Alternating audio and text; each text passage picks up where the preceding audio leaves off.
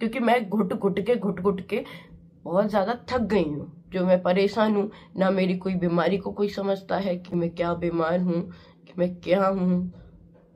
मैं कोई शादी नहीं करूंगी, जिंदगी भर तुम्हारे साथ रहूंगी और अच्छे से रहूंगी। फ्रेंड्स, जैसे कि आप जानते हैं राजवीर चौधरी के डेथ को 1 साल होने को आया, बट उनको कोई इंसाफ नहीं मिला। हम लोगों को बहुत आशा थी, बहुत से व्यूअर्स ये जानना चाहते थे कि आखिर उनके साथ क्या हुआ, पर कुछ भी पता नहीं चला। क्योंकि परिवार के लोग की कोई मजबूरी थी जिसकी वजह से उनको अपना कदम पीछे हटाना पड़ा। यह सपना पे मेंटल टॉर्चर बहुत ज़्यादा हो रहा है परिवार में।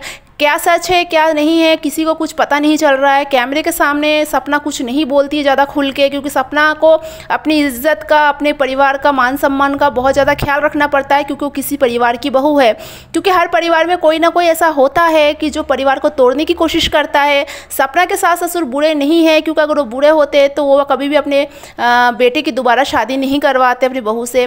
पर उनके जो कुछ रिश्तेदार है, जैसे अंशु के पापा है, अंशु बहुत अच्छी लड़की है, अंशु सपना का साथ शुरू से दे रही है, पर जो अंशु के पापा है वो बिल्कुल नहीं चाहते हैं कि सपना के पास कुछ भी रहे, अकाउंट का डिटेल वगैरह। तो वो बहुत कुछ प्रयास कर रहे हैं सपना से सब कुछ छीनने के लिए।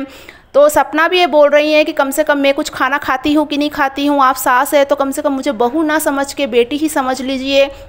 तो फ्रेंड्स, आप ज़रूर बताना आपके परिवार में भी शायद कोई ना कोई ऐसा होगा कि जो परिवार को तोड़ने की पीठ पीछे कोशिश करता है, जिसका पता हमें तब चलता है जब हम बुरे परिस्थितियों में होते, तब हमें पता चलता है जब हमारा प्रोटेक्ट करने वाला कोई नहीं होता। क्योंकि राजवीर चौधरी जब थे तब सपना का पूरा साथ दिया करते थे, बट अब राजवीर चौधरी के अब्सेंस में सपना का ख्याल रखने वाला शायद ही कोई नहीं है, अंशु है। सपना यही एक्सपेक्ट अपने सास से भी करती है कि सास भी ऐसे टाइम पर सपना का साथ दे। तो कमेंट करिए।